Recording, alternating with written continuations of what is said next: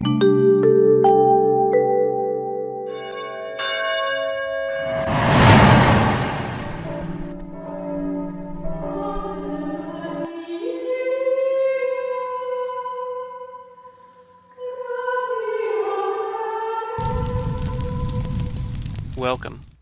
I'm Sebastian Mahfood, and you're listening to WCAT Radio, the on-air wing of En Route Books and Media, bringing you the dulcet sounds of Catholic wisdom. Welcome, everybody, back to the I Thought You'd Like to Know show. Very excited to talk with my guest today, Ken Santopietro, as I have just been instructed. How did I do with that, Ken? Decent? Very good, thank you. All right, thank you. And he is the director of the Connecticut Catholic Men's Conference, which we are going to be talking about intermittently, and then we want to make sure we give a good, detailed summary of what that event is and how people can attend at the end. But Ken, you brought up, I think, what is going to make for an absolutely riveting discussion, and something that I have found is a challenge in the Catholic community, and this is the idea of what do we need to do to get people to go out and evangelize? So I want to turn it back over to you, because I think you put it in stronger words than I'm able to. What is the problem as you see it, Ken, and what is the objective we want to try and get done in this conversation today? Well, I'm among those people who had difficulties evangelizing. And when I went to my first men's conference, I sat there and I was so impressed, and I said, guys have to know more about this. And when we left, we were advised to just invite one more person for the next year. And they said, look, there's 500 guys here. If everybody just invites one person, okay. Now, most people don't, invite just one. And it just seems too simple to invite just one. Because then you have to remember, how did you get there? It was probably somebody who invited you who invited 10. Mm-hmm. And then I said, what is the factor? What's the important thing? What I tell the guys, this year we started out with using parish captains.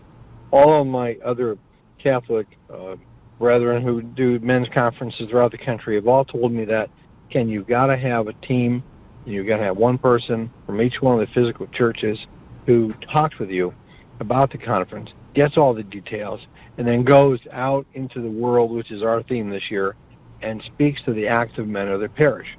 Mm-hmm. The men's conference movement has to be for the active men of the parish, because these are the guys that need to be reignited, to be spiritually reignited, and to get that booster shot, regardless of whether during Lent or before Advent. Our event is October 20th, so we say it's a spiritual booster shot prior to Advent. Well, they got to get ready. Yeah, they have to get ready. And how do you do that? Well, we'll use a brochure, we'll put it into somebody's hands, and I'll say to someone, listen, all I want you to do after Mass, approach someone whom you know is active in the church and say, I went last year. I believe this is a great event. I'd like you to come. That personal invitation is all it takes. And it'll sit there. The person will receive a document, a flyer, a piece of paper, a brochure, whatever it is, a few words, because it's the easiest thing to sell in the world when you know all about it and you believe in it, and you're not making a commission. That's one of the great things about the conference. It's not driven by profit. It's simply, we're offering you an opportunity. Purchase a ticket, come here, and listen to great speakers. Yeah, so let's homilies, but to talk to you. Well, go ahead. Let's get into that a little bit. And again, this is an easy evangelization effort. You're not going out and preaching the gospel to a hostile or secular world here. You're inviting somebody who is already a fellow Catholic to come and get that spiritual booster shot, to spend a day deepening their faith. So if you're somebody who's kind of timid about evangelizing, this seems like a great first step where you can start to help others deepen their faith, deepen your own faith, without it being, something that you need to be too worried or anxious about, because chances are, nobody's going to argue with you over this too much. They might not be able to make it at most, but I'm sure they'll actually appreciate that you inviting them. So I think this is a good way to kind of break the ice when we're talking about evangelism, so to speak. So let's just go over the details first, Ken, and then we can get into some of the specifics, and then maybe talk a little bit more about evangelization strategy, because I just think that it's so important and so needed in today's world. So the conference is Saturday, October 20th at St. Paul Catholic High School. And Bristol, Connecticut. In Bristol, Connecticut, that's right. It's from 8 to 4, if I have my details correct. And can you give us a general idea of the theme of this conference and what people can expect generally, and then maybe we can get into some of the specifics that will be happening? Yeah, sure. The theme this year is to go out into the whole world, which this is our second year in a row focusing on evangelization. Last year we chose as our theme, "You will be my witnesses." And last year we brought in Tim Staples. Last year we brought in speakers who were cheerleaders for the faith and who said to the fellas, "Listen, this is what I'm doing. This is what I think needs to be done in order to save our souls and to move forward.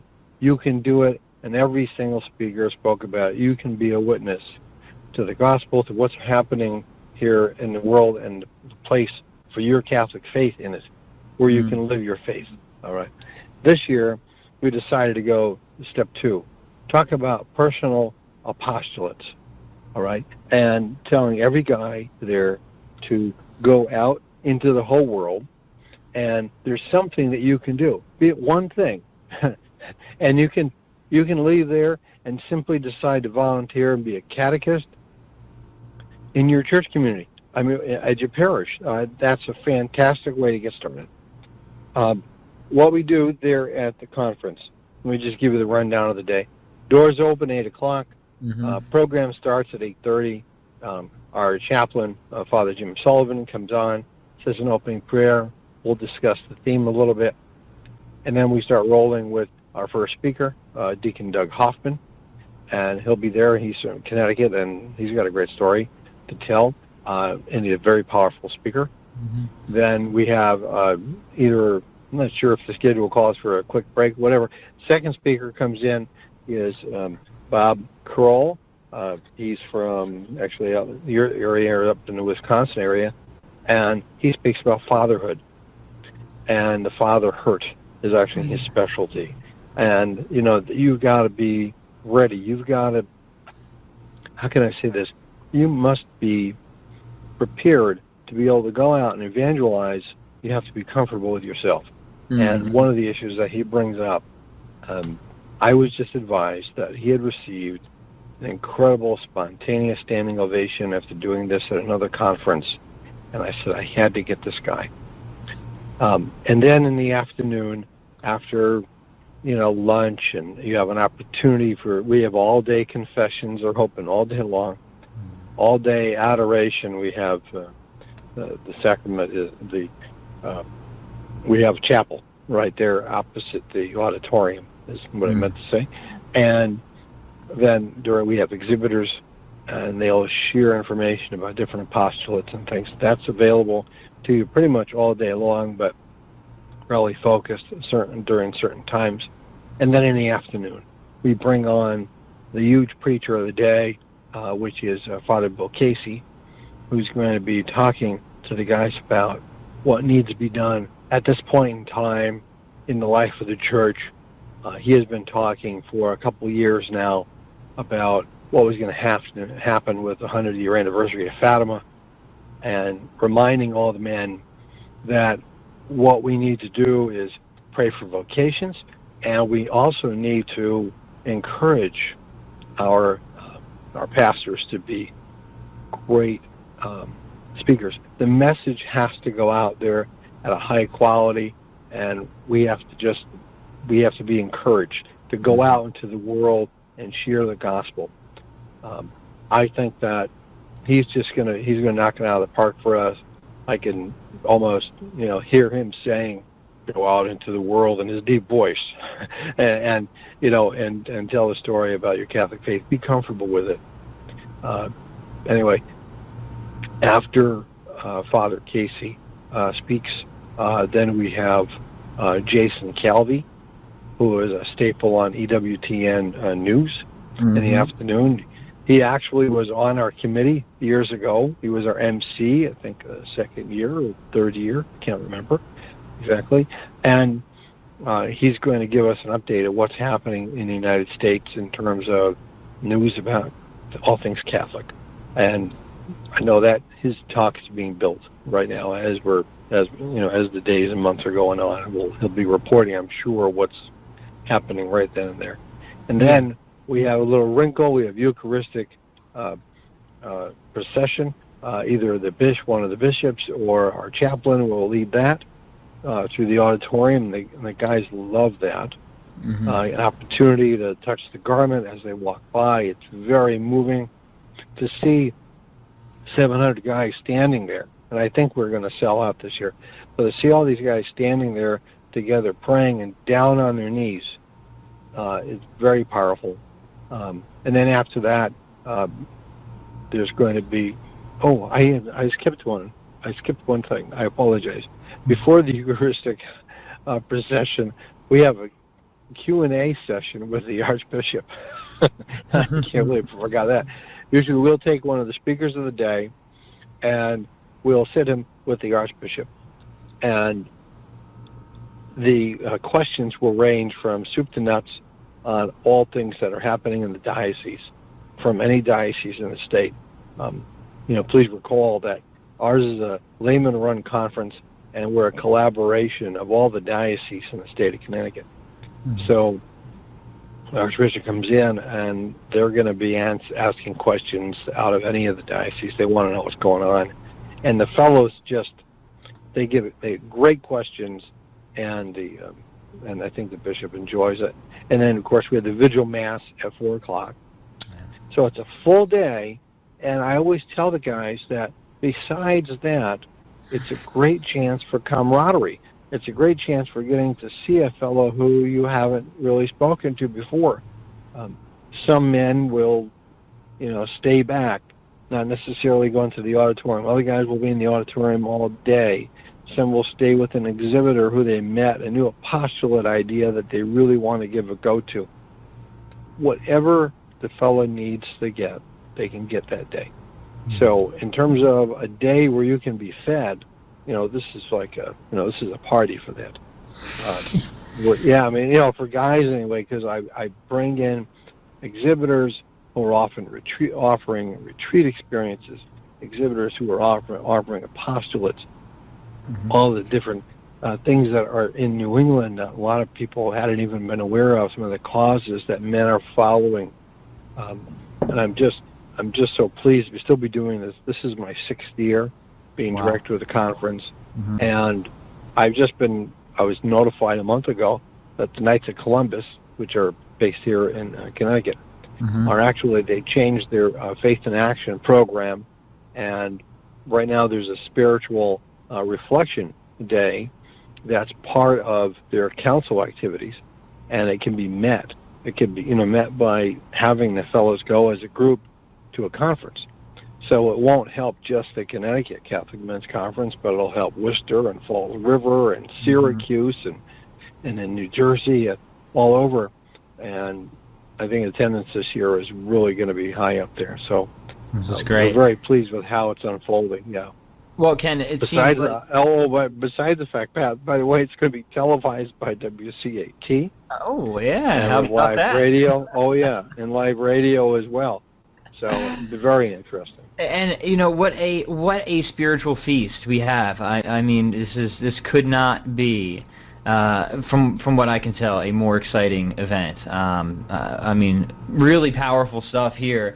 So what I would like to do is just direct people to the website where they can get more info before we continue our conversation. And that website, Ken, correct me if I'm wrong, is ctcatholicmen.org, correct? So that's CT for Connecticut. Yes. ctcatholicmen.org, and they can order their tickets right online. Is that right? Yeah, actually, it's preferred that they do that. I tell the guys it's like a sporting event or another event they go to. They go there, buy the ticket there, because at the door the price is going to be a little bit higher at the door. Try to encourage guys, come with a piece of paper that shows, hey, I bought a ticket. We'll look your name up on the list. You come right in. So let's talk now a little bit about evangelization. We know that this is needed, and it's needed perhaps now more so than ever for many different reasons. And this is something that, so I do a lot of it. I'm a revert, so I kind of have that perspective of being outside of the church, and I once had all those prejudices and biases against the church that I think holds up a lot of people from really going out and being confidently Catholic and proudly proclaiming the gospel and evangelizing and spreading the word. So I see this conference as an opportunity to really kind of to strengthen and if not multiply that zeal for evangelism. So Ken, I'm sure you have a lot of experience in this. You're directing this conference. And we were talking a little bit before we went live here, that there seems to be kind of two problems within the Catholic Church when it comes to evangelization. There's those who want to evangelize, but they're timid for various reasons. Maybe they don't know how. Maybe they don't have a deep enough understanding of the faith to give good or compelling reasons for it. They want to get out there, but they just don't know how to do it. And then the other group that I see are the people who, they're participating, they're showing up, but they don't necessarily seem to really want to get out there and evangelize. For them, their religion or faith is kind of a private matter. So maybe we take these one at a time, and maybe you even see a third problem going on too. But these are the two kind of camps that I'm trying to activate and empower to go out and spread the good word. And it seems like this conference would be a fantastic starting point. Well, recently I spoke with the Knights of Columbus about this, and what I'm worried about, some of our men, and we tell them to go out and evangelize, go out into the world. We're not saying to them, geez, go out and recruit new Catholics. Some words have a bad connotation, and I think that evangelization gets that sometimes. All right? I'm reminded more of this.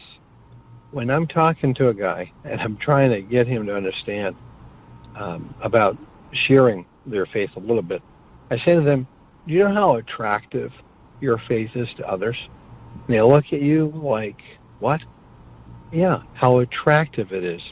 If I said to you that what I practice every day in my own particular singular way, all right, is how I think I'm receiving the gifts of the Holy Spirit. This is how I am enjoying the faith, hope, and love that Jesus has bestowed upon me. And when you simply say that to somebody else, you are becoming more attractive. And I just say to them, let us attract and grow men to come into the conference rather than actively just pursue them. Because we do not have a profit motive. None of us have this. How can I say this? None of us are really. We don't have a quota. That's what I meant to say. We don't have a quota. There's not 9 guys or 10 guys that they have to get when they bring to the conference. No, it's just you want to talk with a number of fellows and explain to them why you think it's so attractive to go. Why you think it's a great event. Just like I'm doing to you. I explained it to you. Every single one of our peers, captains is how we refer to it, will explain the men's conference in a different way. Some will be extremely, down. Oh, yeah, no, it's a nice event. It's cool. Yeah, you'll enjoy it. Other guys are going to be so excited. I mean, I'd like everybody to be really, really hot and, and bold about it versus being cold and cool. But you know what? Sometimes that's what's going to attract somebody to come.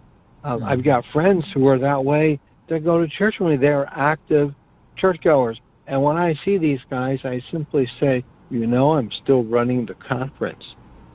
You know why? It's been 6 years. And they look at me and they go, why 6 years?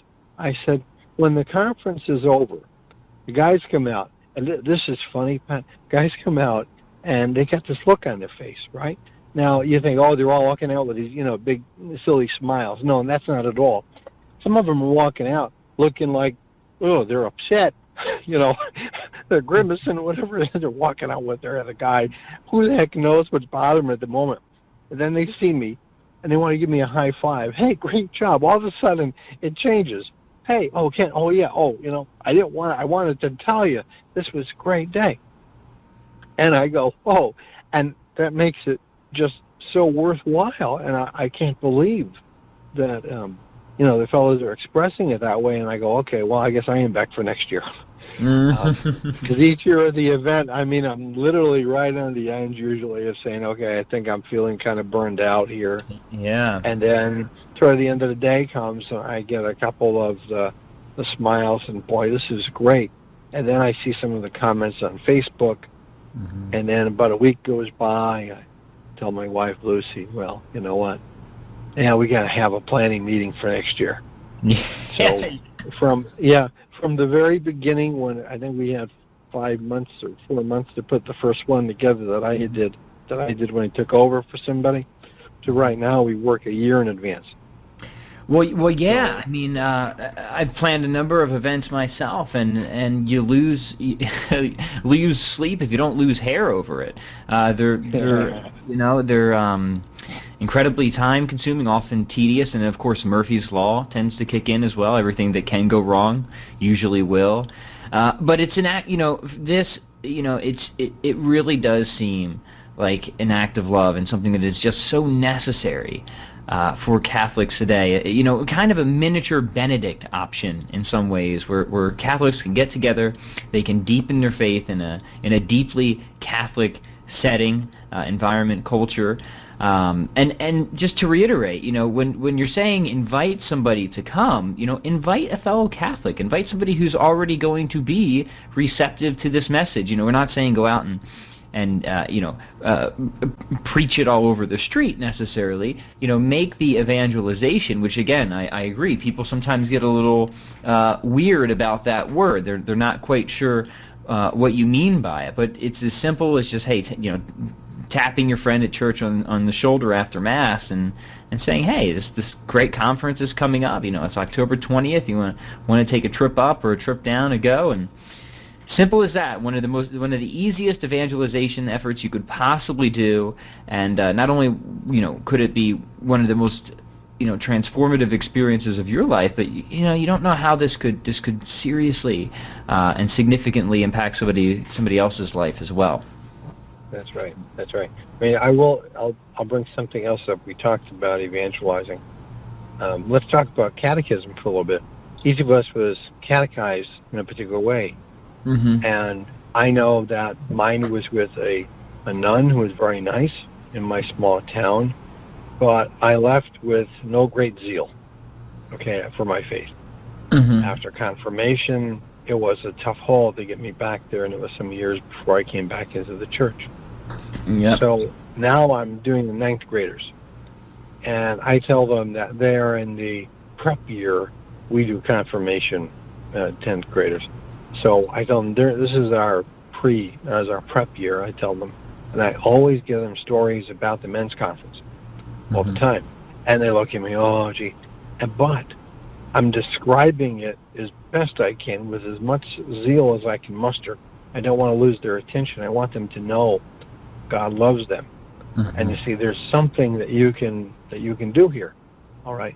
So hopefully someday they'll be the ones who are evangelizing and just continuing to work to share their faith.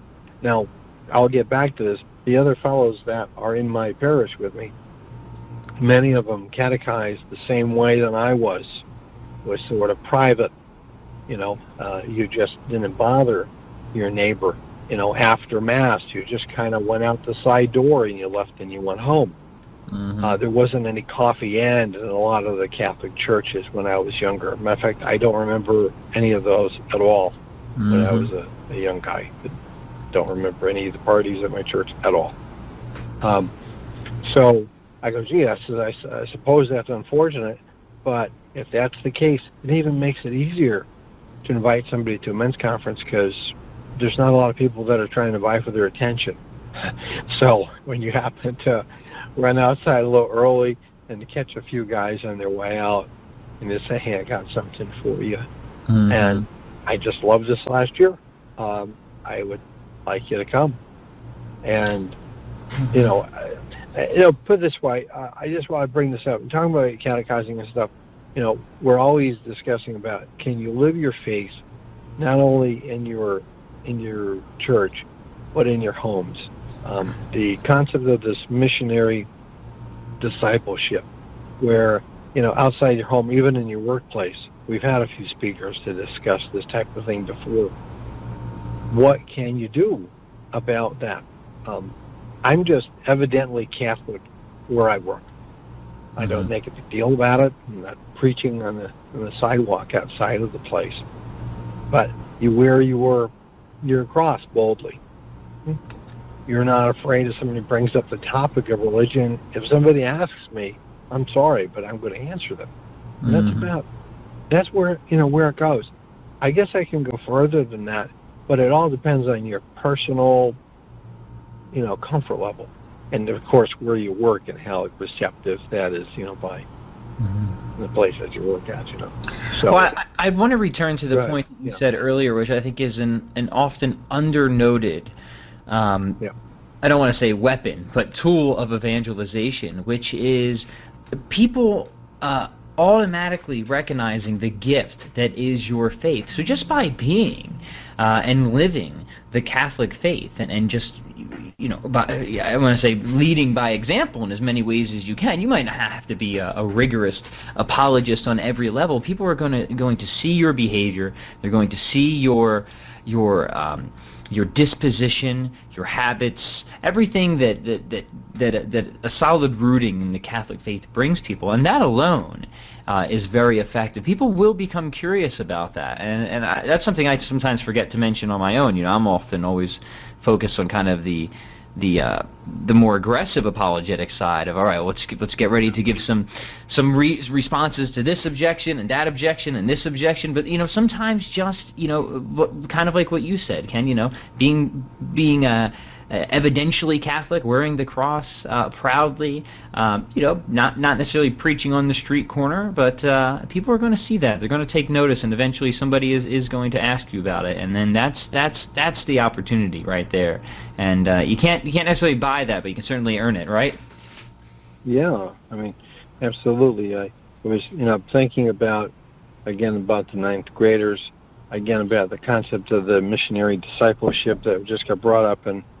Recently in the parishes, at least in Connecticut, I guess there had been a convention in Florida about that, right? A lot of the parishes had gone, and a lot of the dioceses. Anyhow, when that came up, my first thought was, how do we integrate this into the program for the children? I can't call back the ones that already had confirmation and say to them, hey, we missed something. But I will tell you this, that we can mention to all of the folks that to be aware of all those things, the signs that you're Catholic. They're not to be looked at, as if or to be ignored. They need to be respected and loved and adored. And just remember, that's how you keep your faith. That's how you keep the gift. That's how you keep the gift. And someone says to me, what are those three things? I go back to faith, hope, and love. All the time, you have to live the lesson that we're doing here for these children who are becoming confirmed. They're becoming adults in the church. And to me, that's the same lesson that we share with the men all the time. We invite them to come there and to suddenly find the fruits that were available to them all the way around. Available to them for years, that somehow they just kind of stopped and forgot. And what an important reminder that is. So Ken, maybe we could talk. Because sometimes people just need a little bit more hand holding, a little bit more nudging. Perhaps we have somebody who's listening and saying, I would love to invite somebody to this conference, but I'm a little bit shy. I'm used to kind of, sneaking out the back door after Mass.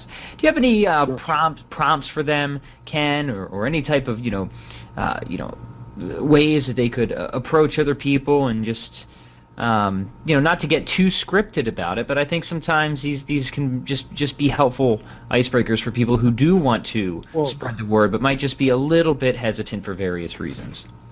Well, you know what? It's a very simple thing that our chaplain was doing last year, and we're encouraging the fellows to do now in our parishes, is if they know somebody, there's no reason that you can't call them. I mean, and that is, to me, that was the most basically simple thing. I not even thought of that before. When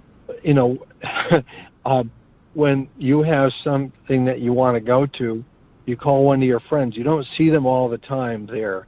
You happen to miss them. They go to 4 o'clock on Saturday. You go to the 10 o'clock on Sunday. So we phone them. We don't necessarily don't do the email thing, because I think that's, as far as the personal things go, the direct invitation, me in front of you with a smile, offering you the pamphlet is great. Meeting you for coffee is super.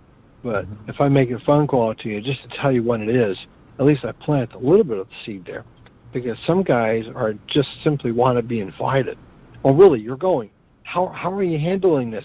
Hey, can my friend Joe go as well? When are you meeting? I always try to tell these fellows, we have an event, it's on a Saturday, right? The men's conference is Saturday morning. Well, they're going to meet at the church at 7 o'clock. Go through all those details with them. Okay, who's going to follow who? How are we going to get together? You need to make it into a special event. It's not just the kids that can enjoy one of these special events. When you have a golf tournament, you ever see how excited guys get about going to a golf tournament? Right? Because there's going to be a whole bunch of guys there that golf. How excited they are to go to a sporting event, because all these guys are going. They all want to see the game. They want to get together. Men's conference is just as much an event as those things are, and it's not one of those things. I remind guys where you get notebooks out and have to sit there taking notes. No. We're going to be getting speakers there to talk to your heart. We're going to be discussing your faith and the opportunity for you to do one thing to make your lives better. Just one. Can you just think about one more thing to do? Adoration is a great one. I think in our parishes in Connecticut, little by little by little, we're seeing more and more opportunities for adoration. And I know it's on fire around here, and why not go? You have to explain it to somebody as to what it is. When I see youth missions or the youth retreats, that's what my friends do, and they bring the young men and women to the adoration. Pat, I'm sure you've seen it, right?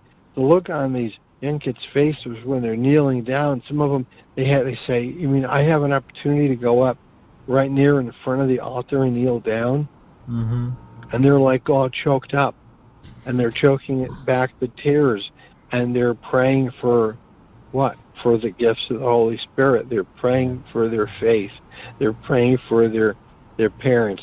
They have great hope and love in their heart. At the end of the event, they're spent. They enjoyed that opportunity. That's the kind of thing we offer guys in a men's conference. It's a true movement, Pat. Men's conference, same thing with women's conferences, of course. It is a true movement, and I think it can save the church. I wrote an article last year called, we were discussing parishes in our diocese were being formed. No longer was a church building going to be equal to one parish. A parish was now going to be equal to several different church buildings potentially.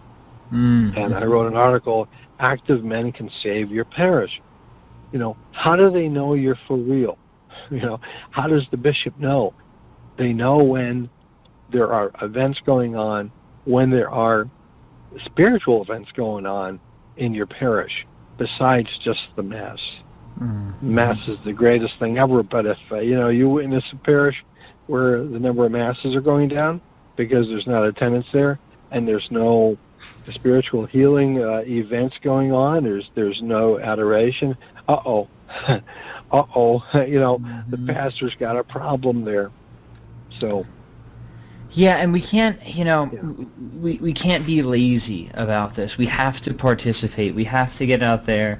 We have to go to events like these, and they're exciting. They're like we said earlier, it's a spiritual feast. It really is. And the fact that anybody listening here, if you're excited about it, like I'm excited about it, other people want it. And Ken, I'm sure that you've noticed this. This is why you're going to have such great attendance. Is people want this. There is a gap out there.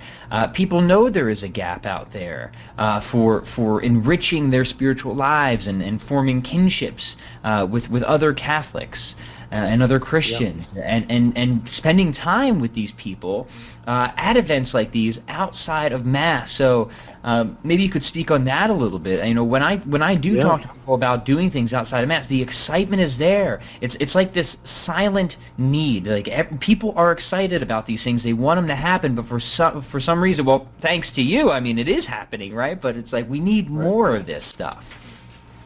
Yeah, 2 years ago we had a Q&A session. A fellow comes up and he says to the Archbishop, I think we got a giggle and a lot in the audience. Guys were, oh my gosh. He just comes right out and says, "I am not being fed." And we're going, huh? And he wasn't complaining about his church. He was complaining about his pastor. He just said, I know there's got to be more. I know there's got to be more. And of course, you want to refer him to some books, and you want to say, well, you need to talk with this guy. Like, yes, but he wanted to hear things. Okay, so his complaint really, he was talking about radio programs, availability, etc. And okay, his point was that he needed to be fed. When I left there, that's when we made the switch over to the next year doing, you will be my witnesses, to going over to, go out into the whole world. We thought about those things because this fellow was saying this. When we listen to Father Casey speak, he's got some talks on the internet when he talks about some of the homilies, not really being the best for the people that are attending some of the masses. Yes, we have a problem. Not all of our priests are blessed with this great ability, but at the same time, if you have a great faith, if you have a great zeal for your faith, attend Mass, but you need to find more. See the videos, hear the CDs, go to these events. And you don't just have to go to the men's conference that's in your state. Many of the guys on my committee, they travel to Massachusetts, Syracuse, South Carolina. They'll seek these things out. They want to hear the best of the best. They want to hear them talk. And how many devotees are there to EWTN that want to hear about just what's going on in the world of the Catholic faith? Mm-hmm. I found Mother Angelica very late, all right? And when I would listen, I would watch a couple of her shows. I was like mesmerized. I couldn't even get over. Oh, yeah. And then I read Raymond Arroyo's book, and then we invited him last year. We invited him last year to come and ended up falling through at the last minute. But nonetheless, everyone was excited about the opportunity of, just having so much faith that you just couldn't contain yourself. You wanted to share it. You wanted to talk about it. You wanted it to guide your life. Mm-hmm. There are just so many good things that are happening now in the church. I'm not the guy to sit around here, tell you all about those things, but I know they're out there because every time I turn around, there's another devotion I've never heard of. Mm-hmm. Every time I turn around, there's another event that I can't believe is happening, and it's right in Connecticut. And I say, well, it's just a 40-minute trip to go. Mm-hmm. There are spiritual events, very good ones, that are going on everywhere in every state. And, we just have to be so encouraged. These retreat houses around here are beautiful. an opportunity to go to those places. So you can really plan your life around these opportunities to engage more in your Catholic faith. You really can. So the website, one more time for everybody listening, is ctcatholicmen.org. We're talking about the Catholic Men's Conference in Connecticut, ctcatholicmen.org. And like you said, Ken, this is not just for people in Connecticut. If you're willing to travel for a golf tournament, surely this will be more rewarding and nourishing than that. And how's Connecticut in late October? I'm sure it's quite a sight. Yeah, there's the leaves are beautiful in October, and I could tell you that we had done a study one year. And we put pins in the map to see where guys were coming from. Mm-hmm. We had fellows coming from south of New Jersey, from northern parts of New York State, from all over Massachusetts, and out in the Cape and Rhode Island, all traveling to our event. And then I thought to myself, my gosh, if I can only get 3 or 4 people from each of the different parishes, sometimes you're just surprised that you can't seem to get that from one of the parishes. Like, don't they understand? Why aren't they wanting to go? How can I get in and talk with the parish priest to say to him, this would be good. This would be good for the guys. I mean, give them something to jumpstart them. My gosh, we talk about time, talent, and treasure inside of a parish, right? And if you give your faith the time, then it'll come back to you with, increased gifts, and it's just going to make your parish experiences that much better. Right now, if someone was to call me listening to this, wanted to know, I got to set up a speaker. Well, I've got a list of speakers I know who will come for practically nothing to speak. Okay? Sometimes we don't take them at the conference level, but I'm offered all the time different speakers want to come. Mm-hmm. I would love to talk about this, they'll tell me, and I go, well, we can't really do that. Our audience is a little different, a little wider, and we're very, very selective, and we're trying to get national speakers to come in. I just can't help it. Mm-hmm. We want to bring the best to the people who are coming to the event. Do you have any callers or questions or anything like that you want? Yeah, if anybody wants to call in, let me give the number real quick. If anybody has any specific questions about the conference, and it is just for men. That is what the conference is all about. Correct, Ken? Yes, it is. But I'll never stop. There was someone who came in last year, and they had to attend to their husband who was in a wheelchair, and the lady was all concerned. I said, gee, you come on in. I said, you know what? If I bring you in the front door, I said, nobody will stop you. I said, don't worry about it. I said, this is not a problem. I mean, we have sisters that are there. We bring in the Pauline Media. They send me wonderful sisters down from Massachusetts, and they sell their books. And I mean, I love them. I can never say no to anything they ask me. They have the best table location. Yes, sister. Whenever they need, they have when they come in. So, gosh, I mean, the women, we're so lucky to have them come as volunteers.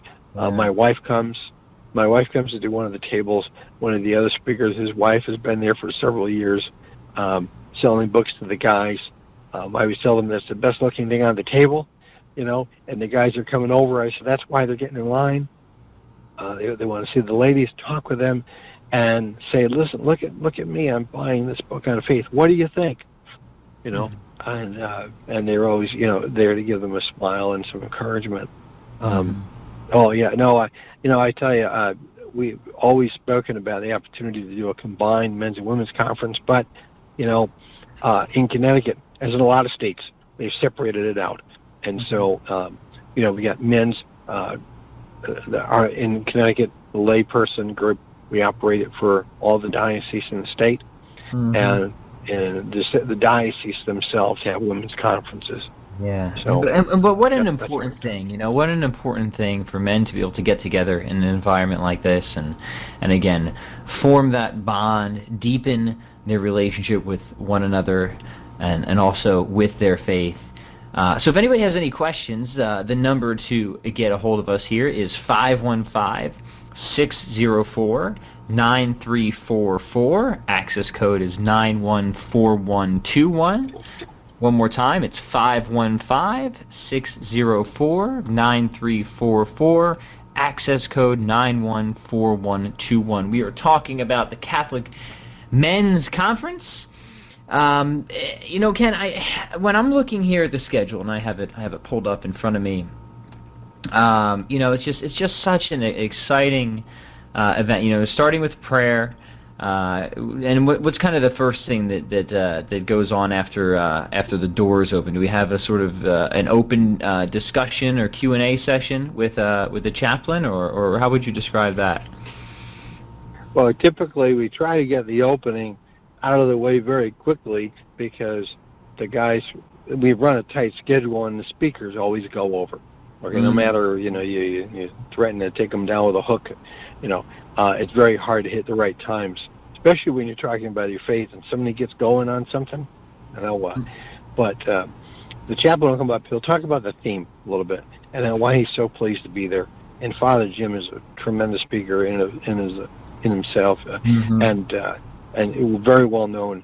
And now that he's the chaplain from all of our dioceses and state, it's just great because he just offers the men, an opportunity to go to confession. He'll invite them to go to confession to see the Adoration Chapel. He'll point out the pertinent things in the beginning, and then we go from there. One of the things that I guess I wanted to go over and look at my notes here is I was hoping that you were going to ask me about confession a little bit. Oh, sure. Well, just let me know what you want me to ask. Well, one time I was talking to one of our priest secretaries for the Archbishop, and I was saying to him it was difficult to get priests to come on a Saturday. And I was told, Ken, I think you have it wrong. He was reminding me how much priests love to hear confession. Mm-hmm. And so when I'm talking to the men, I'm always saying to them, listen to me. How would you like to do confession to an anonymous priest whom you don't know? Okay? Very often, guys say to me, that's a very attractive thing because they have a little difficulty going to confession where they happen to know the parish priest so well. Sure. And so we say that to them, and guys will start lining up for confession very early, and then they'll continue on all day. And if the weather's great, oftentimes they'll hear confessions outside, anywhere around the grounds. That's always that's just a tremendous thing in and of itself. If nothing else happened, when they got home at the end of the day, they're going to feel that great weight lifted off their shoulders, because we oftentimes get the big fish. Somebody who hasn't been in confession for 20 or 30 years. Yeah. There oh, yeah. Without a doubt. And we go ahead, I'm sorry. Oh, no, you're on a roll. I don't want to interrupt. I just was going to interject of what an important and powerful sacrament, confession is. And the fact that here's an opportunity, if you haven't been in a long time, hey, maybe even 20, 30 years, this is a chance to go up and get started back into that, and to hopefully make it a regular routine. Especially if you are, like you said, Ken, and I understand that that's a reservation with some people. They're quite friendly or intimate with the priest at their parish. So here's the opportunity to do it with a completely anonymous priest to just again get back in the routine of what is such an awesome and powerful sacrament. And I'll say that's probably not what all the priests want to hear in their parishes, that some of the guys who are most active want to go to confession to somebody else. I understand that. But the idea is that, they have not been taking advantage of that sacrament. And if it's the opportunity for them that they've been passing up for a long time, it's great that they take it there. Because in Connecticut, in a lot of the parishes, it's like a half an hour Saturday afternoon. Right in the middle of the afternoon is their opportunity for confession, and very often, the number of people in line is small. Mm-hmm. And so they have to kind of make great pains to get over there at the right time. So I'd say to you that, opportunity for it all day long, when we know that the priests that are there just want to hear the confessions so badly. I've been there a number of times. You know what the most typical thing that I've been told after, I don't know you're supposed to say this, but after my confession, my penance has been to give God the day. Mm-hmm. I think that's been the most normal one that I have always received, give God the day. And the first time that was told me was by one of our bishops. And I left dumbfounded, going, well, I'm all geared up, So I think I said a few prayers anyway, just in case, right? And and it was a super feeling. It really was. It was a super feeling. I will say this to you: the themes that we bring up in these conferences, and it's just not in Connecticut, but we bring these themes up. It's very important because we try to get all the speakers to grab that. So last year, all the speakers were grabbing the topic of, you will be our witnesses. And this year, it'll be the same thing. Each one of the speakers will grab onto that. You'll go out into the world. You have the opportunity to make this a better place, to make your family experience better if you get yourself prepared to go out there. So from that perspective, I couldn't be more excited about the opportunity that we're giving men every year. I tell the parish captains, you are attracting and growing the conference. You're not recruiting. And the best best advice I can give anyone about evangelizing is just to let people know what you like about it. Yeah. And everybody's going to have something different to say. So one other thing I did want to mention, in case this might be pertinent for some of the listeners, is you not only have the regular admission tickets, but exhibitor tickets as well. So I don't know if that's something that you wanted to talk about or mention for anybody who might be interested in investing in that. Yeah, at St. Paul High School last year we had 30 exhibitor tables, and we range from the Knights of Columbus, the Catholic Cemetery Association. We did this year as a primary sponsor, and we have daughters from St. Paul Media, and Pauline Media is there, and then we'll have several retreat centers in Connecticut there. ACTS of Connecticut, ACTS of Connecticut would be there again, and then it's just a litany of other folks who bring their personal apostolates to share with the guys that attend. To me, that is the absolute best thing, because guys are going to be walking down the hallway and they're looking and go, well, what are you doing? And the fellow says, well, we're based out in New Haven and this is what we do. And they look at it and they go, is that repeatable? Is that something that I can do? Mm-hmm. There was a youth group last year, and I'm blanking on the name of it, but the fellow called me up and said he was way in eastern Connecticut, and I said, oh my gosh. I said, why are guys going to come to the table to talk with you? I just don't, you can have a table, but I don't know what I can do for you. What are the guys going to say? You're so far away. He said, well, there's three other chapters in Connecticut. And all of a sudden I said, whoa, everything changes when you say that the apostolate that you're sharing can be duplicated. Now, that's worth its weight in gold. That's what guys want to hear about. They want to hear about a program. They want to hear about a program or a devotion, something that they can do, that they can get their heads around. I'll give you an example. That's the great reason Dynamic Catholic does so well with its ambassador program, etc., because the fellows, they want to get their hands around it. I talk with the people down there every single year, at Dynamic Catholic, trying to get them to get a table, and maybe I'll get somebody's attention. I'm trying to get a Dynamic Catholic table. I want them to bring lots of CDs for the fellas. Lighthouse Catholic Media, I'm trying to get them to come back and have a table with a whole bunch of CDs for guys. I just think it's important that in order to remain fed during the other times of the year, you have to hear the words from the great speakers. Okay? Yeah. And it's so powerful. And I'll give you one little thing about next year, a little tip. Next year, I am looking at strongly having a theme of spiritual direction for next year. Mm-hmm. And that's great. And and I spoke with. I've spoken with many people about that, and I'm going to continue to pursue that as an idea. And I have a number of speakers that I am trying to get for October 19th of 2019 for next year's conference. Yeah, which you'll probably have to start planning pretty soon, huh, Ken?